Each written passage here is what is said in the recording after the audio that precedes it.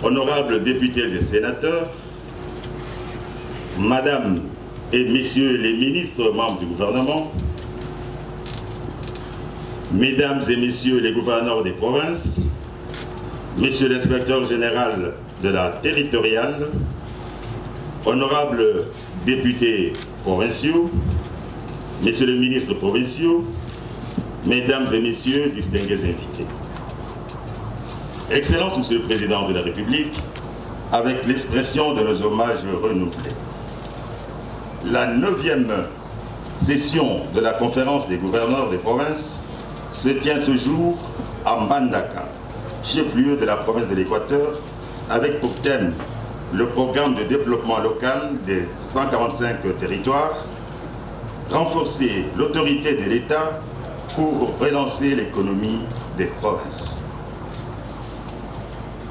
Le programme d'ouverture prévoit le mot de bienvenue de Monsieur le gouverneur de la province de l'Équateur, suivi du discours d'ouverture et d'orientation générale de votre Excellence, Monsieur le Président de la République, chef de l'État. Excellence, Monsieur le Président de la République, avec votre autorisation, nous invitons Monsieur le gouverneur de la province de l'Équateur à prendre la parole.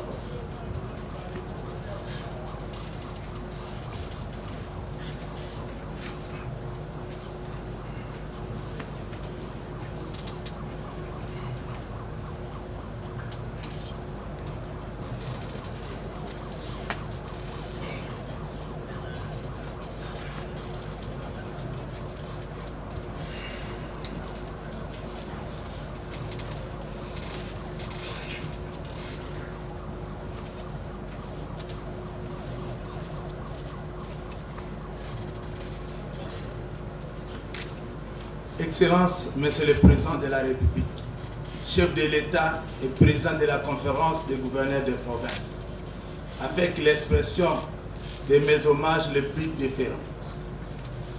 Excellence, Monsieur le Premier ministre, chef du gouvernement et vice-président de la conférence des gouverneurs de province, avec l'expression de ma haute considération. Honorables députés nationaux et sénateurs, Excellence, Monsieur le vice-premier ministre, ministre de l'Intérieur, Sécurité, Décentralisation et Affaires coutumières, secrétaire rapporteur de la conférence des gouverneurs de province.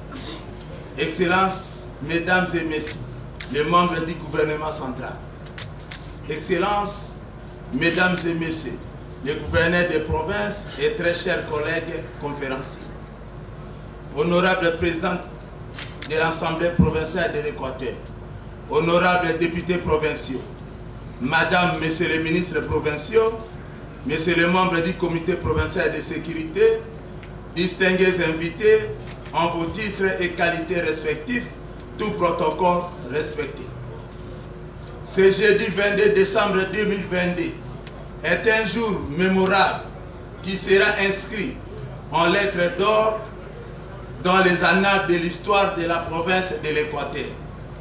En effet, comme vous le savez tous, c'est depuis 2009, à la fin de la première session de la conférence des gouverneurs de province tenue à Kisangani, que le secrétaire rapporteur avait annoncé la tenue de la deuxième session de la dite conférence à Mbandaka. Depuis cette date jusqu'à ce jour, 7 sessions de la conférence se sont succédées et qu'à la fin de chacune d'elles, la promesse a été faite à la province de l'Équateur d'en abriter la suivante. Voici 13 ans, jour pour jour, que l'Équateur et sa population ont ressenti ces reports successifs comme une injustice et une humiliation. La tenue de cette 9e session à Mbandaka, chef-lieu de la province de l'Équateur, est donc pour moi et toute la population un motif de joie, de fierté retrouvée et de satisfaction. Raison pour laquelle je rends infiniment grâce à l'Éternel Dieu Tout-Puissant, maître de temps et de circonstances, qui a rendu possible la tenue des présentes assises sous mon mandat.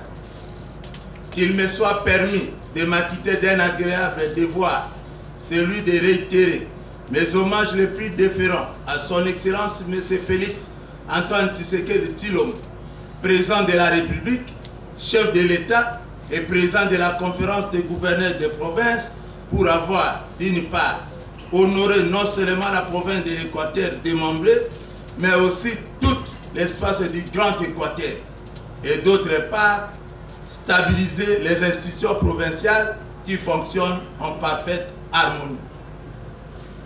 La population de la province de l'Équateur et moi-même vous félicite pour votre diplomatie agissante qui a permis à la nation de retrouver sa place à l'échiquier international et d'obtenir par la communauté internationale la condamnation des terroristes du M23 soutenus par les Rwandais. Une fois de plus, bravo.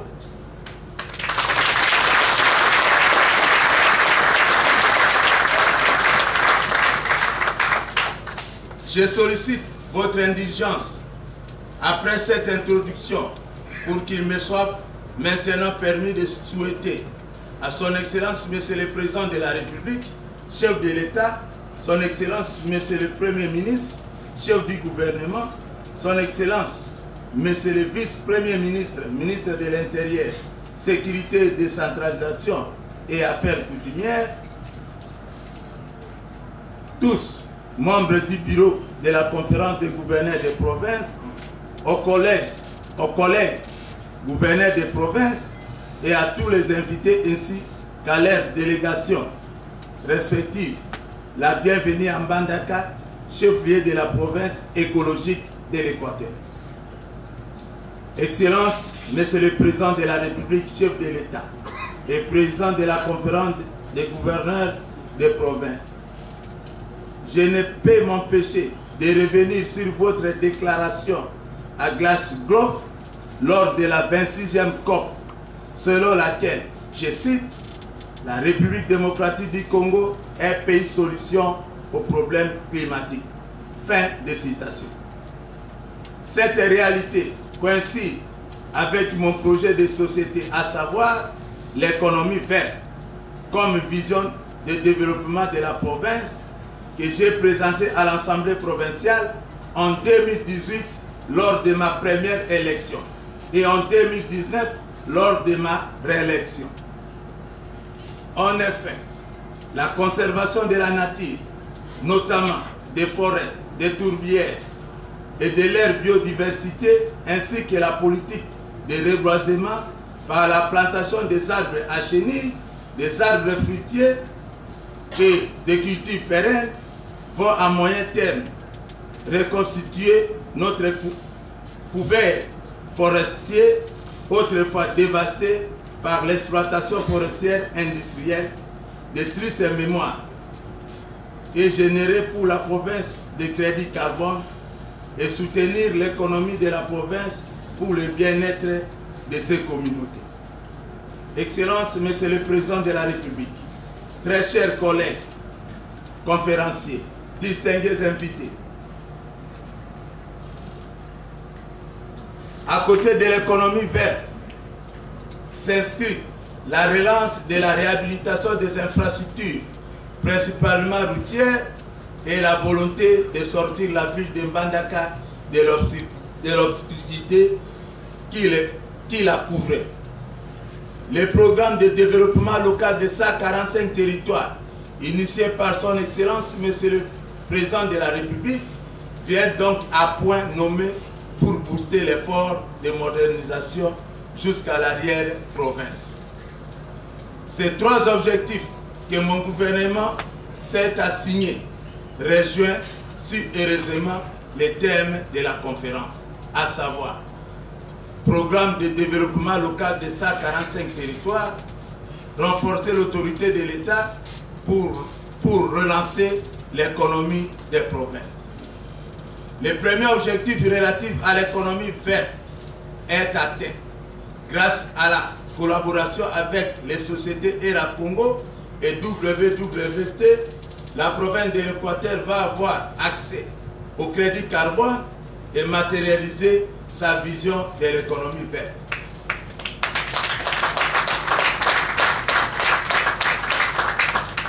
Le deuxième objectif est atteint par la réhabilitation de la route nationale RN8 couvrant l'axe routier Mbandaka-Kalamba, Bokatola-Ingende, longue de 192 km, et la RN21 couvrant l'axe routier Kalamba-Bikoro, longue de 60 km, soit 252 km, sur lesquels l'on peut effectuer un aller-retour au départ de Mbandaka.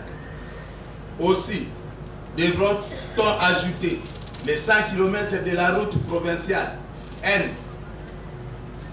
N304 Lukolela-Sam.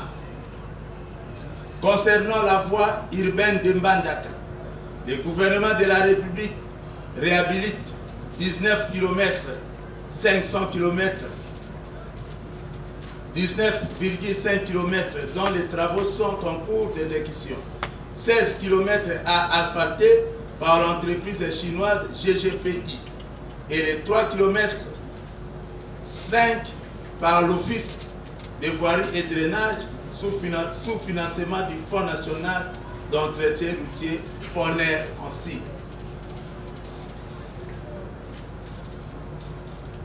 Sur le même registre, le gouvernement provincial a réhabilité sur fonds propres 9,6 km de routes en terre battue. Le troisième objectif, enfin, celui de l'éclairage public par l'implantation de 1491 lampadaires photovoltaïques. Comme l'avait constaté à travers les acteurs de la ville de Mbandaka et son interland. La lumière est assurée et cela également dans quelques chefs-lieux des territoires. Quant au programme de développement local de 145 territoires dans ma province, je suis convaincu qu'avec l'installation de la série d'exécution de financement en faveur des États fragiles et les différentes missions menées par les sociétés d'exécution dans les 7 territoires qui composent la province pour établir les États dédiés, cela augure le début de la mise en œuvre du dit programme à l'Équateur. Excellence, Monsieur le Président de la République, chef de l'État. Excellence, Monsieur le Premier ministre, chef du gouvernement. Excellence, Monsieur le Vice-ministre, ministre de l'Intérieur, Sécurité, Décentralisation et Affaires coutumières. Distingués invités. Très chers collègues conférenciers.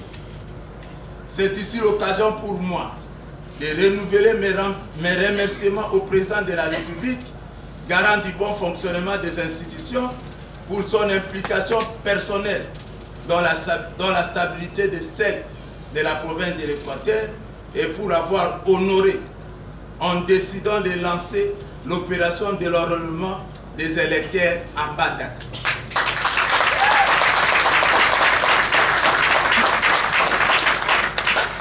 À cet effet, je voudrais vous rassurer, Son Excellence, Monsieur le Président de la République, du soutien indéfectible des filles et fils de la province de l'Équateur pour votre réélection à la tête du pays.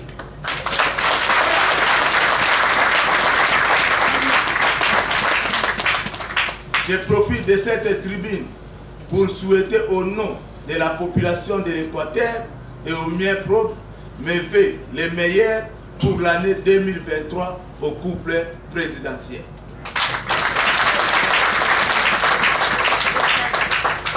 Je remercie enfin, au nom de la population de l'Équateur, le gouvernement de la République, ici représenté par son Excellence, Monsieur le Premier ministre, chef du gouvernement, ainsi que tous les membres invités à cette conférence. J'ai saisi cette opportunité pour témoigner ma gratitude au secrétariat permanent de la conférence et tous les experts pour leur accompagnement aux travaux en commission.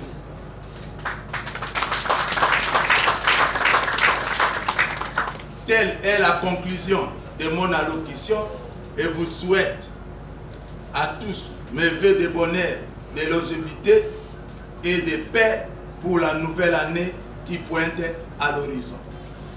Bon séjour et fructueux travaux. Je vous remercie.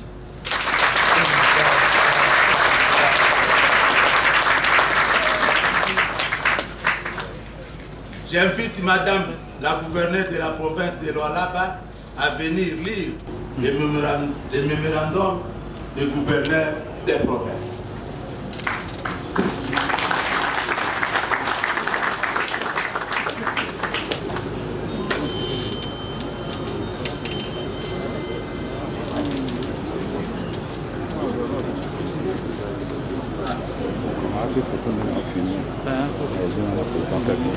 Tá sempre.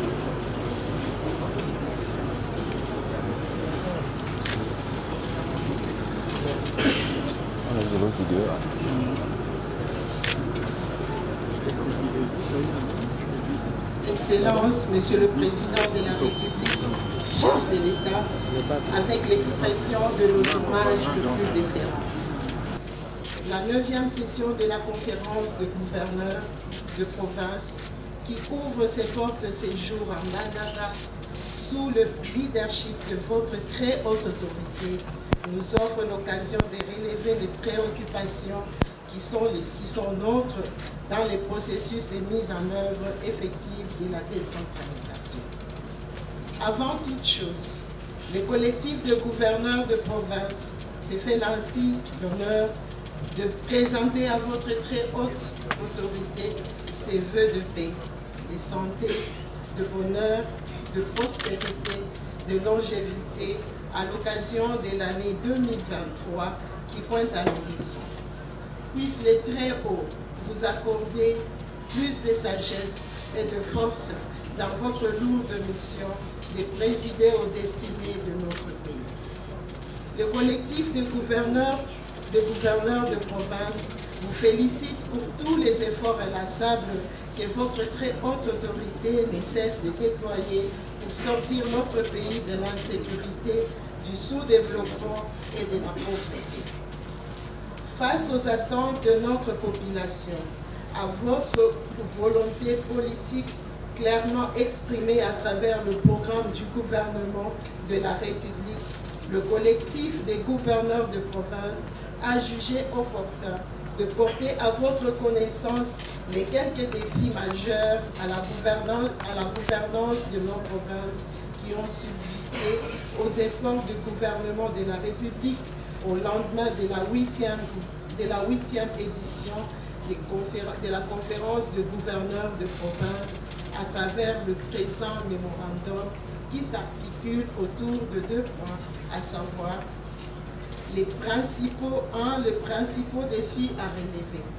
Sur le plan politique, la tendance pour certaines assemblées provinciales à continuer de faire de leur pouvoir de contrôle sur l'exécutif et les services publics provinciaux un objet de chantage.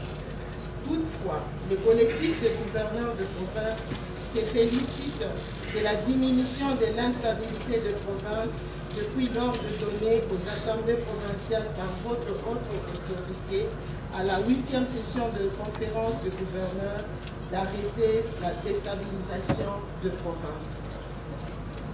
Le non-transfert de compétences dues aux provinces conformément à l'article 204 de la Constitution.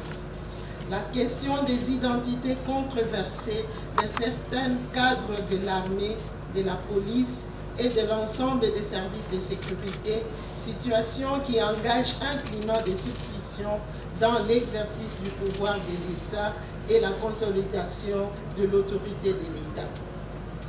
Sur le plan administratif, l'absence d'un statut de la fonction publique provinciale, ce qui rend ambivalente la gestion du personnel de l'État placé sous l'autorité du gouverneur de province, puisqu'aucun réel transfert de compétences et des moyens n'a encore été réalisé en faveur de province. Le non-paiement de la rétrocession due aux institutions provinciales permettant de payer les émoluments des exécutifs provinciaux et leurs cabinets. L'impayement de gouverneurs de province depuis le début de cette législature, ce qui est contraire à la loi qui prévoit la prise en charge des exécutifs provinciaux par le pouvoir central. Le versement sporadique de frais de fonctionnement sur le fond des disparités qui semblent ne s'appuyer sur aucun critère objectif, mais plutôt sur des variables politiques ou régionales. Le paiement sporadique et disproportionné des crédits d'investissement entre les provinces de même niveau et le non-paiement de fonds de secret de recherche. Sur le plan économique, le manque de ressources financières pour la mise en œuvre des actions prédéfinies, surtout dans les provinces les moins nanties. La non-opérationnalité de la Caisse nationale de péréquation. 2. Des moyens de renforcer l'autorité de l'État pour relancer l'économie des provinces. La relance de l'économie des provinces n'est possible que grâce à une autorité de l'État affirmée.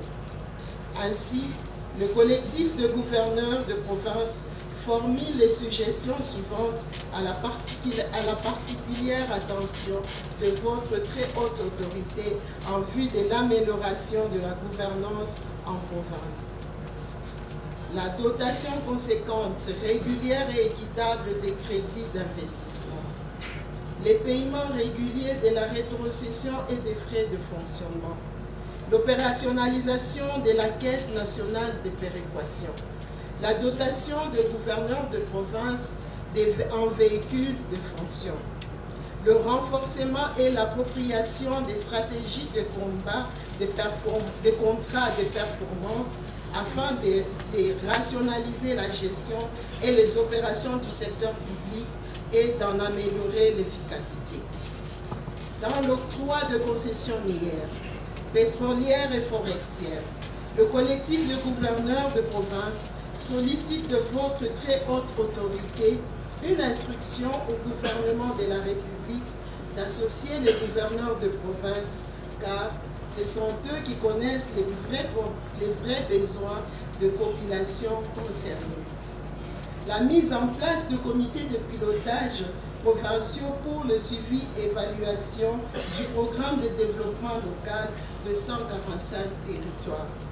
La mise à la disposition de gouverneurs de province d'un montant forfaitaire de $1 million américains par province à l'issue de la conférence pour renforcer la sécurité dans les provinces et lutter contre le banditisme accru, la tendance pour la jeunesse délinquante à défier les forces de l'ordre et l'infiltration des ennemis de la patrie partout dans nos frontières.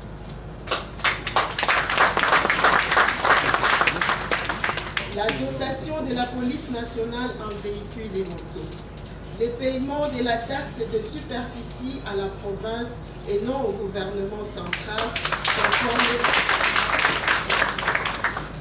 Le paiement de la taxe de superficie à la province et non au gouvernement central, conformément à la loi, car l'exploitation est opérée au niveau provincial et non national, qui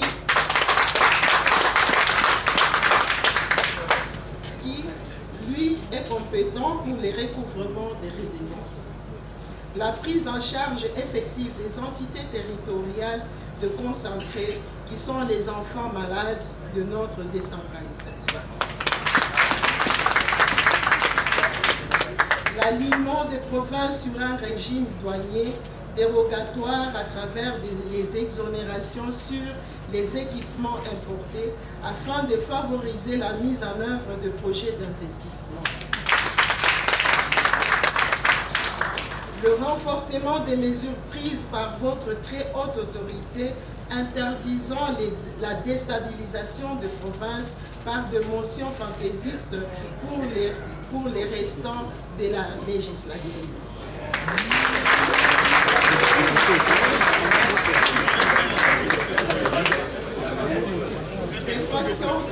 De façon spéciale, la construction des édifices publics dans chaque province pour l'organisation de la conférence de gouverneurs compte tenu des difficultés rencontrées partout où se sont organisées les dites conférences depuis 2007. Ce mémo est signé par tous les 26 gouverneurs de province. Je vous remercie. Très respectueusement, nous invitons son Excellence, Monsieur le Président de la République, pour son discours.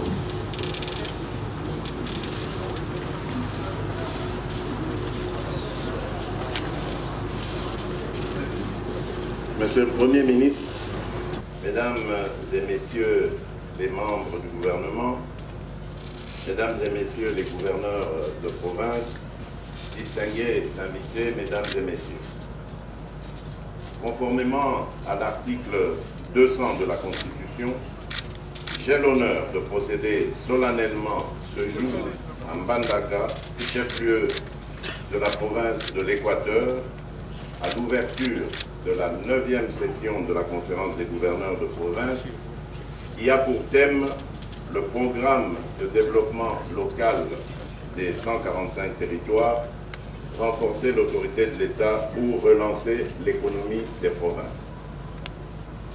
Ce thème est une suite logique de celui qui a agrégé les débats au cours de la session précédente, à savoir la stabilité dans la gouvernance des provinces, gage de la réussite du programme de développement local des 145 territoires, PDL 145T en sigle. Il établit une nette adéquation entre les défis majeurs que ces deux thèmes nous appellent à relever, la stabilité et le développement. Le premier étant une condition pour la réalisation du second. Cette adéquation nous oblige d'avoir à l'esprit notre engagement de mettre en œuvre les résolutions des sessions antérieures. C'est pour cette raison que nous avons le devoir d'évaluer ensemble les progrès enregistrés au cours de cette année dans la réalisation des objectifs d'amélioration des conditions de vie de nos populations, ainsi que les difficultés rencontrées dans cet exercice, d'une part, et d'autre part de réfléchir sur la place et le rôle des provinces dans le dispositif institutionnel de la mise en œuvre du programme de développement local des 145 territoires. C'est ce double exercice qui nous permettra de produire des solutions adéquates, susceptibles d'établir des synergies nécessaires entre le PDL 145T et les programmes provinciaux de développement. Mesdames et Messieurs, les gouverneurs de province, distingués participants, Mesdames et Messieurs, l'année 2022 a été marquée par la stabilisation de nos institutions provinciales. En effet, il a été mis fin par le gouvernement de la République, en collaboration avec la Commission nationale électorale indépendante, la CENI, au cycle d'instabilité des institutions provinciales qui a caractérisé ces 3 dernières années. Pour rappel, pas moins de 16 provinces sur les 26 que compte la République avaient vu les gouverneurs être déchus par les assemblées provinciales, provoquant ainsi un dysfonctionnement dans la gestion des dites provinces. Aujourd'hui, je suis satisfait de constater qu'en dépit des soubresauts rapportés au niveau des provinces du Maniema et du Sud Kivu, ailleurs, les institutions provinciales ont retrouvé un fonctionnement normal et digne.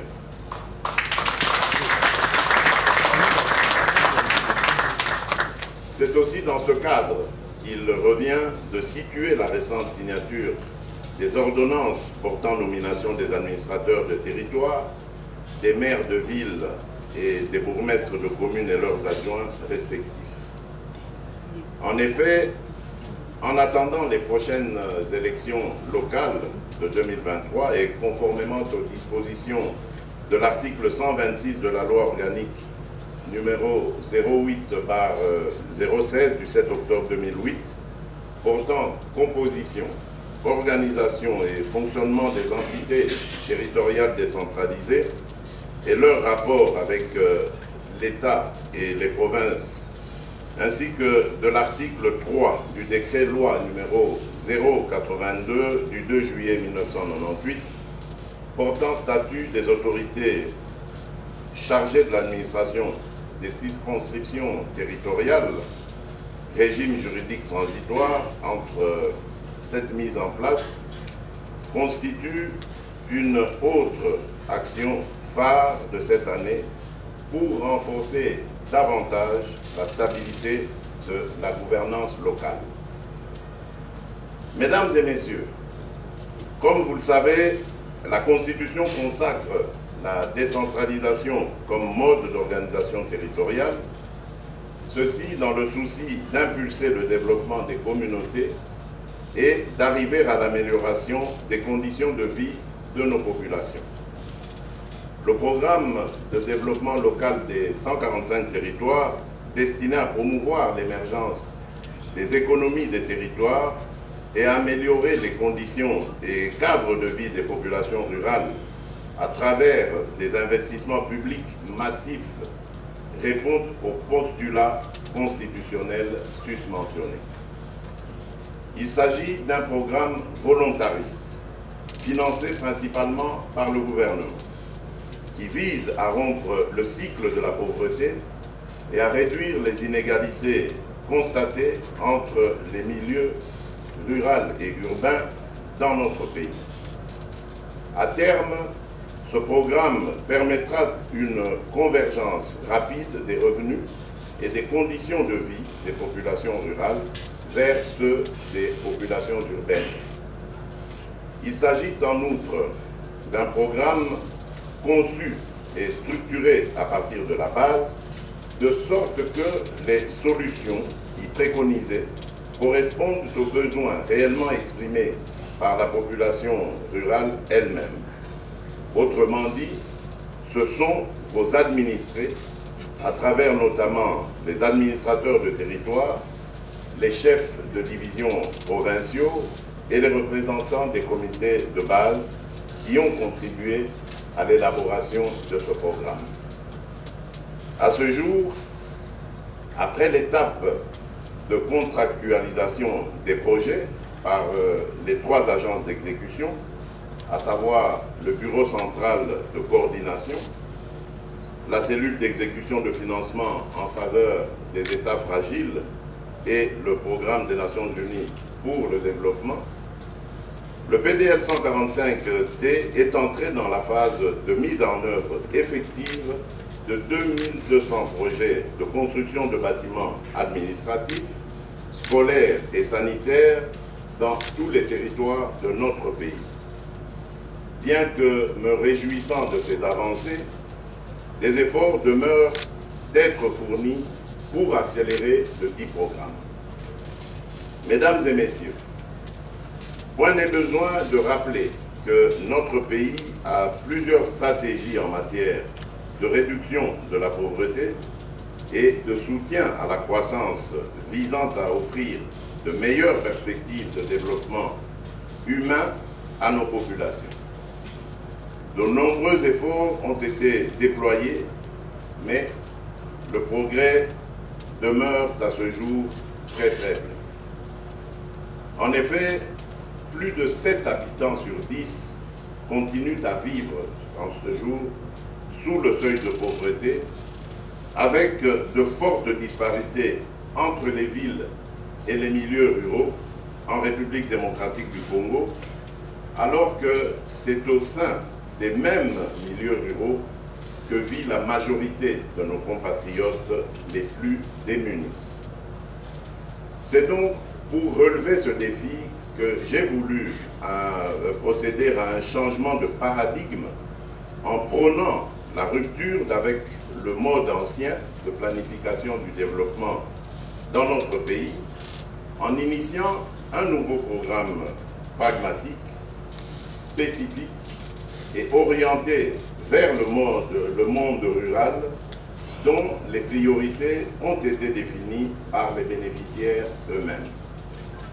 Cependant, les voies et moyens pour capitaliser les résultats attendus des 3 composantes du PDL 145T en vue de la relance socio-économique des provinces sont étroitement conditionnés par l'impératif d'un environnement social apaisé où la cohésion sociale est assurée et l'autorité de l'État renforcée.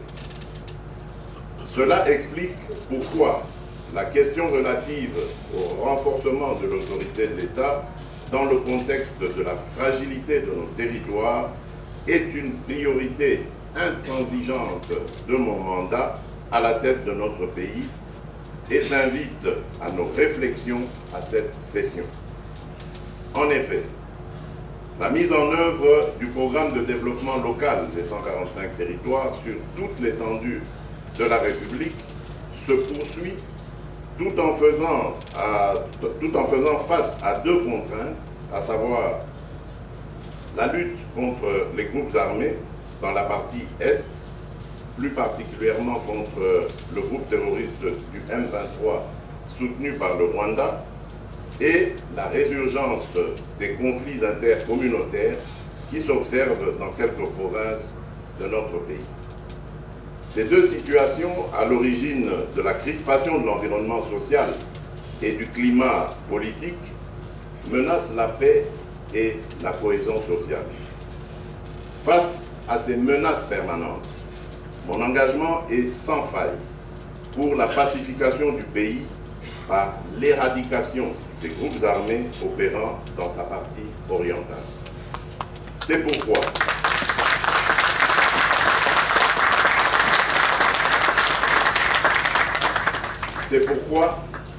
sous mon impulsion, le gouvernement déploie une intense activité diplomatique, militaire et politique.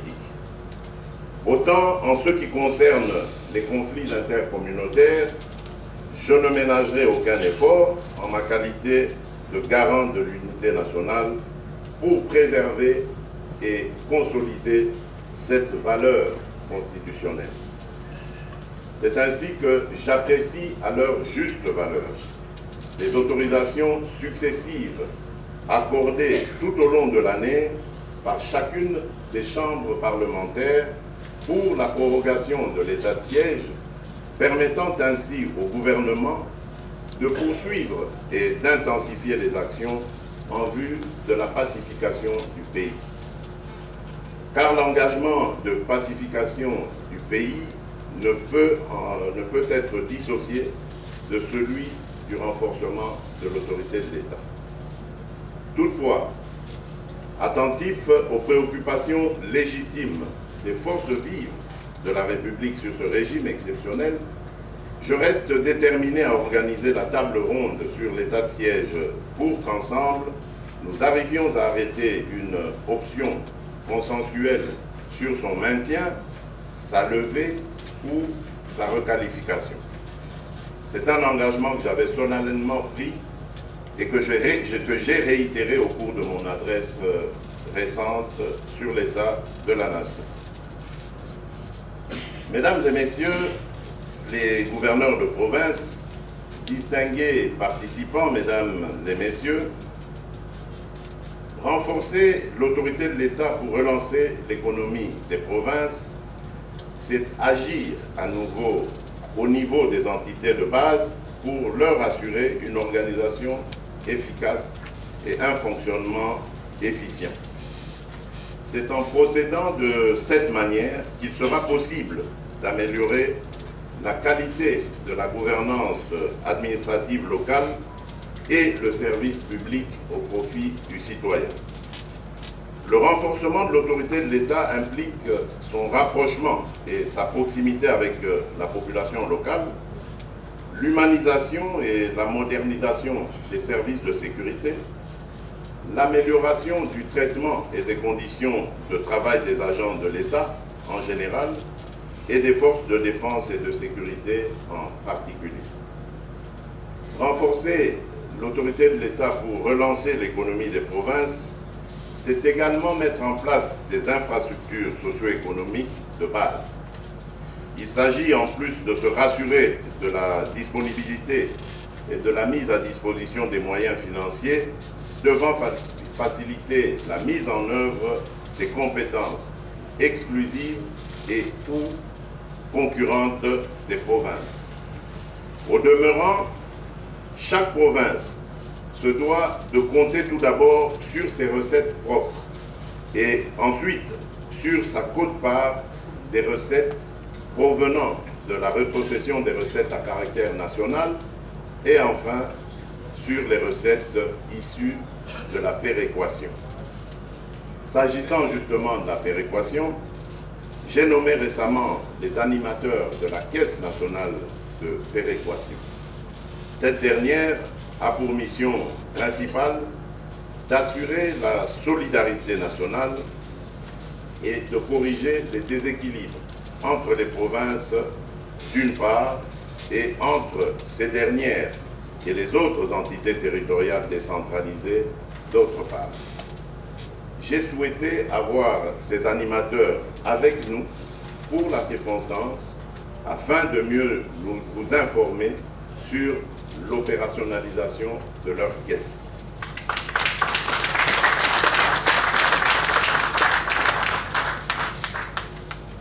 Mesdames et messieurs les gouverneurs de province, distingués invités, mesdames et messieurs, la mobilisation des ressources au niveau des provinces demeure un défi à relever pour l'autonomisation de ces dernières. Hélas, en dépit des compétences fiscales exclusives reconnues aux provinces, conformément à la programme conçue à partir de la base, c'est-à-dire de vous-même. En votre qualité de chef des exécutifs provinciaux, le PDL 145T vous donne l'occasion de communier avec la base, de contribuer à la réduction des écarts de niveau de vie entre citadins et ruraux par la mise en valeur des ressources locales, tout en veillant à mettre en valeur la main-d'œuvre locale dans la réalisation des différents projets. Enfin, l'intégration des populations rurales au développement de leurs territoires respectifs conduira certainement à créer une économie locale avec accès aux services de base et un niveau de revenus plus ou moins acceptable. Monsieur le Premier ministre, Mesdames et Messieurs les membres du gouvernement, Mesdames et Messieurs les gouverneurs de province, distingués invités, Mesdames et Messieurs, je ne pourrais clore mon propos sans rappeler deux des impacts majeurs attendus dans la réalisation du programme PDL 145T, à savoir, premièrement, la restauration de l'autorité de l'État, car on notera au-delà des édifices publics un renforcement de capacité en termes de gestion locale et d'amélioration de la qualité des services offerts à la population. Deuxièmement, le développement de l'écosystème économico-social des territoires, du fait que la réalisation de différents projets se fera majoritairement par des PME et agences locales d'exécution congolaises. Il s'ensuivra une augmentation de leur chiffre d'affaires, des revenus distribués aux employés locaux et partant, la redynamisation des économies locales à travers notamment le recours à la sous-traitance des artisanaux locaux. L'exécution des projets alignés dans le cadre de ce programme va également augmenter sensiblement la capacité d'absorption en termes d'investissement public de l'État congolais qui va, pour ce seul programme, consommer au moins 1,6 milliard de dollars en moins de 2 ans. Il vous appartient ainsi donc, à vous, mesdames et messieurs les gouverneurs des provinces, de mener à bien la conduite de la destinée de nos provinces à travers le PDL 145 territoires. Vous serez jugés par le résultat. Prenez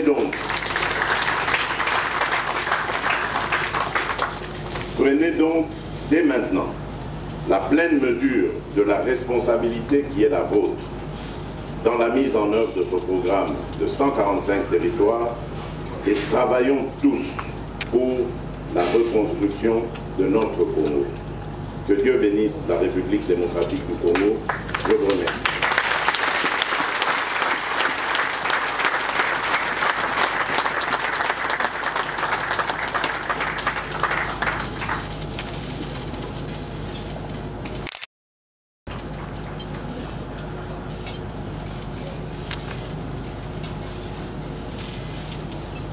La poursuite des travaux aura lieu après. Pour l'instant, mesdames et messieurs, nous vous prions de vous lever pour saluer la sortie de son Excellence Monsieur le Président de la République.